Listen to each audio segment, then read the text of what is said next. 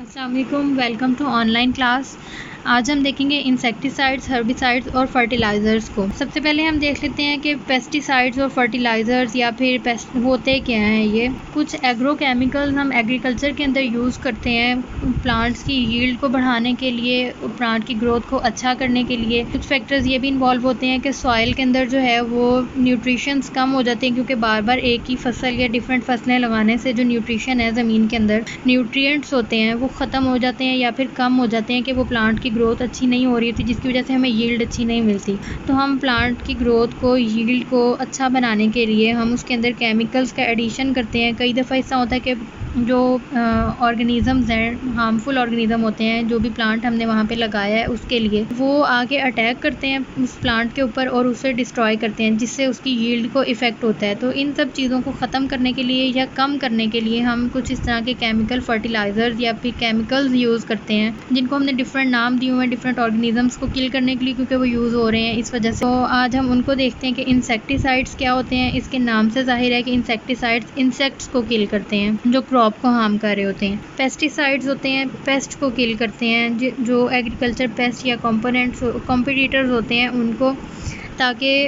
उनकी तादाद वहाँ पे कम हो और प्लांट अपनी ग्रोथ अच्छी तरह से कर सके। वो उन न्यूट्रिएंट्स को जो है वो जो ज़मीन में से प्लांट ने लेना है, वो पेस्ट उसको ना यूटिलाइज़ करें और पेस्ट जो है वो प्लांट को भी डिस्ट्रॉय ना करें, जिसकी वजह से वहाँ पे इंसेक्टिसाइड्स यूज़ किए जाते हैं। हर्बिसाइड्स होते हैं, हर्ब्स इस तरह के यूज़ किए जाते हैं। जो हर्ब्स होती हैं, लगी हुई होती हैं, जड़ी बूटियाँ जिनको हम कहते हैं, कुछ बेनिफिशियल होती हैं, मेडिकली भी यूज़ की जाती हैं, तो उनको भी वहाँ प्लांट्स की जो है उनकी ग्रोथ अच्छी करने के लिए, उन हर्बिसाइड्स की ग्रोथ को अच्छा करने के लिए वहाँ पे हर्बिसाइड्स केमिकल्स यूज़ किए जाते हैं, जिनका नाम दिया गया है हर्बिसाइड। तो उन केमिकल्स के ज़रिए हम उन एनिमल्स की वहाँ पे तादाद को कम करते हैं या ख़त्म कर देते हैं। इसकी वजह से प्लांट की हमें ग्रोथ अच्छी मिलती है और उसकी यील्ड फिर अच्छी मिलती है और आगे फिर हमें इकोनॉमिकली उसके बेनिफिट्स होते हैं। पेस्टिसाइड्स जो हैं, अब क्योंकि हम ये केमिकल्स इतना एक्सेसिवली यूज़ कर रहे हैं, जैसे कहा जाता है कि excess of everything is bad, तो ये पेस्टिसाइड्स या जो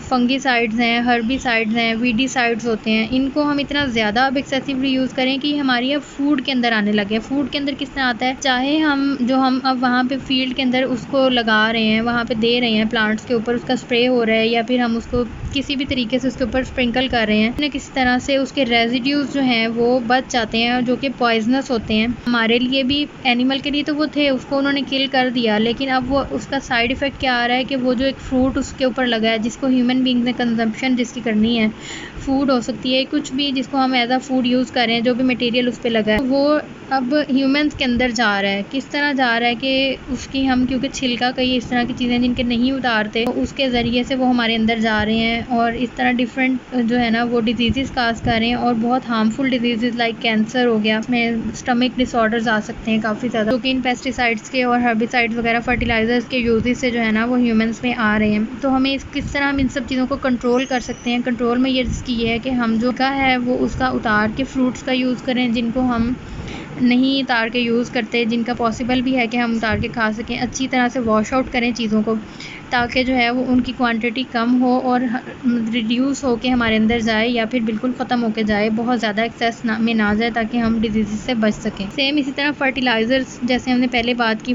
कि वो जो इंसेक्टिसाइड्स और हर्बिसाइड्स ऐड किए जाते हैं, किस लिए किए जाते हैं कि प्लांट्स को जो है वो पेस्ट से बचाया जा सके, आगे अटैक कर रहे हैं तो उनसे उसको बचाया जा सके। फर्टिलाइज़र इसलिए डाले जाते हैं, केमिकल सब्सटेंसेस होते हैं, ये केमिकल्स होते हैं जो कि ज़मीन की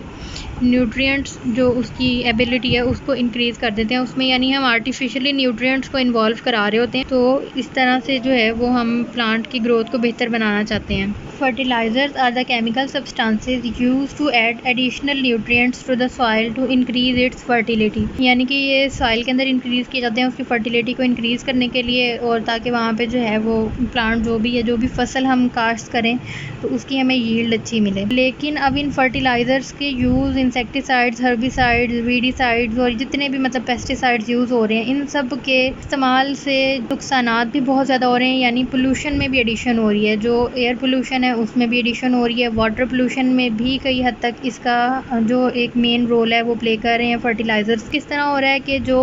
फर्टिलाइज़र जब ऐड किए जाते हैं तो उसमें से हम कुछ इस तरह होता है कि जब वो फसल बन गई है, वो सारा कुछ हो जाता है, उसके बाद फिर जो वहाँ से